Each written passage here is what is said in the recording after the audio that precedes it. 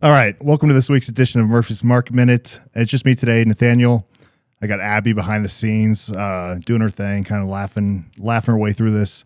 Elliot is out of town, so it's just me today giving the update on the markets. This week's been a pretty big week in the markets, with the S&P 500 up about 5% from last week's close on Friday. And there's a list of things that's kind of causing the markets to be up. The big one that kind of kickstart the week was the announcement on Monday of the tariff pause between the U.S. and China. So negotiations were underway in Switzerland over the weekend between Chinese and U.S. officials, and they agreed to a 90-day pause on a majority of the tariffs.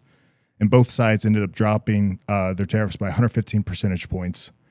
So now U.S. tariffs on Chinese imports are at 30%, and China tariffs on U.S. imports are now at 10%. So a pretty sizable drop. Markets were up big on Monday because of it. And the following day, we had some more good news in the markets with the inflation report for April coming out. So consumer price index was at 2.3%, which is the lowest level it's been since February 2021. So it's been over 4 years since we've seen inflation that low. But, the Trump tariffs still remain a wild card for inflation going forward because, those tariffs came in place this past month in April, but, might still see some lagging inflation because of it. We will see. I think it's mostly really dependent on how the negotiations continue to go. We'll see if other countries start making trade deals. I know India is likely pretty close, and a handful of other countries. And then also China. It's only a 90-day pause. Maybe things go well, maybe they don't. But we will see about that in August when that 90 days is up. And then Wednesday, as expected, the Federal Reserve held interest rates steady at 4.25 to 4.5%. That was expected, so really the markets didn't really react one way or the other to it. But strategists from JP Morgan anticipate the Fed will lower interest rates sometime in the second half of the year.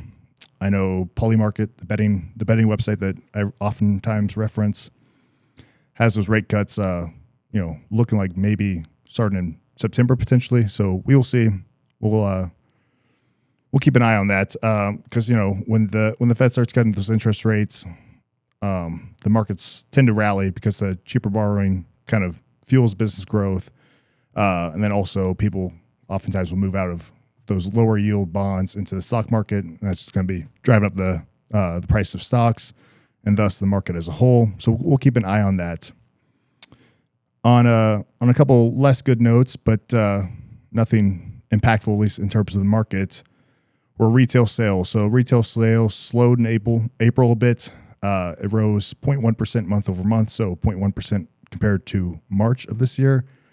And that was just below the 0.2% expected increase and pretty well below the 1.7% increase that we saw in March, month over month, compared to April or compared to February. That's mostly due to the front loading of spending in anticipation of the April tariffs. So it was expected to see a large drop off from 1.7%, as that's really not sustainable at all. And then today, on Friday here, we had the consumer sentiment index come out, a preliminary reading for May.